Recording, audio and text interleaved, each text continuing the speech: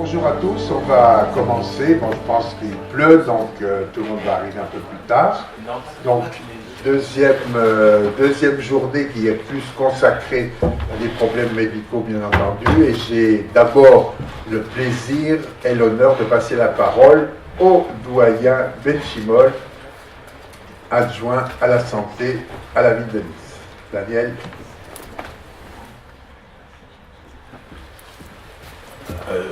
En fait, conseiller général, puisque c'est Eric Ciotti qui devait ouvrir l'allocution d'ouverture, et c'est en son nom que je prends la parole, même si, allez, on va oublier tout ça et on va dire que je suis simplement Daniel Benchimol, chirurgien investi en cancérologie, puisque c'est le cœur de mon métier. Mon service, c'est un service de chirurgie générale et cancérologie digestive, et donc la cancérologie est le cœur de mon activité. Mais j'en oublie pas moins les responsabilités qui m'amènent à prononcer quelques mots. D'abord pour vous dire que je suis très heureux d'être là ce matin.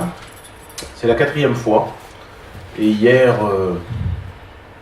Solution disait que j'avais jamais raté une ouverture de ce colloque. Et donc c'est bien évidemment avec beaucoup de plaisir que je le fais. Hier, Eric Ciotti est venu ouvrir la première après-midi, la première séance de ce colloque, et aujourd'hui c'est beaucoup plus médical. Alors, moi je voudrais vous dire deux choses. Première chose, c'est que APAC est né il y a pas longtemps. APAC est une association qui est jeune. APAC est une association qu'on a vu naître et grandir et s'épanouir. Et comme toutes ces associations, il est vrai que les institutions publiques, les collectivités, regardent avec beaucoup d'attention ce qui se passe et comment elles se comportent. Alors moi j'ai eu qu'à me féliciter de ce que j'ai vu, aussi bien à la rue Durande que lors des manifestations que vous avez animées, en particulier ici, où là, une fois aussi c'était dans un hôtel. Et donc je trouvais que c'était très bien ce que vous faisiez. Mais il est vrai aussi qu'on ne détient pas toutes les clés pour bien apprécier. Et cette clé, vous nous l'apportez cette année. Vous l'apportez cette année parce que le colloque que vous organisez, il est fait avec la Ligue. Avec la Ligue contre le cancer, et je salue son président départemental, mon ami le professeur Schneider. Et pour nous, c'est vraiment le témoignage de la qualité de ce que vous faites.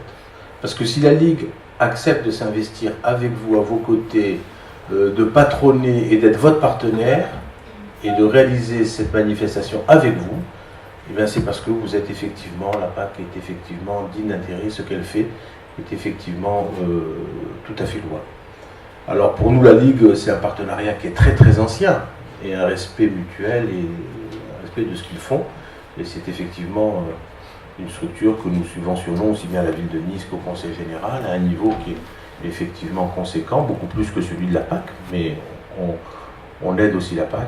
Et le fait que la Ligue et la PAC s'unissent pour réaliser cette manifestation est pour nous un gage en tout cas de qualité et de sécurité en particulier sur l'utilisation des fonds publics qui vous sont versés. Deuxième élément, c'est vous êtes pile poil dans les clous. Pile poil dans les clous.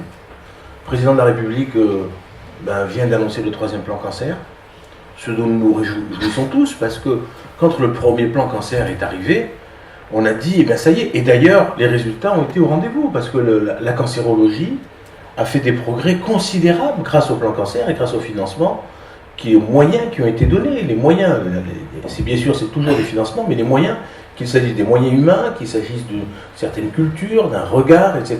Le premier plan cancer, on l'a vu arriver avec un espoir considérable, et je trouve que cet espoir a été couronné par des résultats remarquables.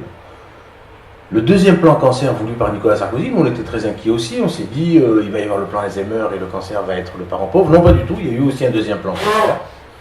Et puis les changements politiques au plus haut niveau ont amené François Hollande à la présidence de la République. On s'est dit là aussi, qu'est-ce qui va se passer? Non, on a un 3e plan cancer qui est doté de sommes tout à fait conséquentes. Le financement est là aussi au rendez-vous, et c'est le témoin en tout cas de progrès à venir, ou en tout cas c'est le garant de progrès à venir pour l'amélioration de la prise en charge et des résultats en matière de cancérologie. Mais surtout, ce plan cancer s'intéresse, je dirais, aux aspects satellites de la prise en charge purement médicale et la prise en charge de soins, et en particulier à la qualité de vie des patients cancéreux et la qualité de vie après le cancer. Et vous êtes bien pile poil dans les clous. Et je suis sûr que ces éléments seront de nature à vous faire encore prospérer, vous épanouir et à trouver aussi les moyens d'avancer encore plus pour le bien-être des patients, pour le bien-être des aidants, qui sont là aussi votre cœur de métier, ce dont vous avez d'ailleurs débattu hier. Alors aujourd'hui, c'est une séance qui est plus médicale, mais ça montre bien qu'en matière de cancérologie, il faut maintenant mélanger dans notre culture aussi bien le dur et le mou. Le dur, c'est la prise en charge médicale, c'est dont il s'agit ce matin. Et le mou, mais qui est au moins aussi important que le dur, c'est ce dont vous avez débattu déjà hier, qui est les aspects plus sociaux, sociétaux de la prise en charge des malades atteints de cancer et de leur entourage, et ce qui est tout à votre honneur. Alors bravo pour ce que vous faites. Merci à la PAC et à la Ligue de s'unir pour faire progresser encore nos connaissances et notre façon d'appréhender cette maladie. Je vous remercie et très bonne journée.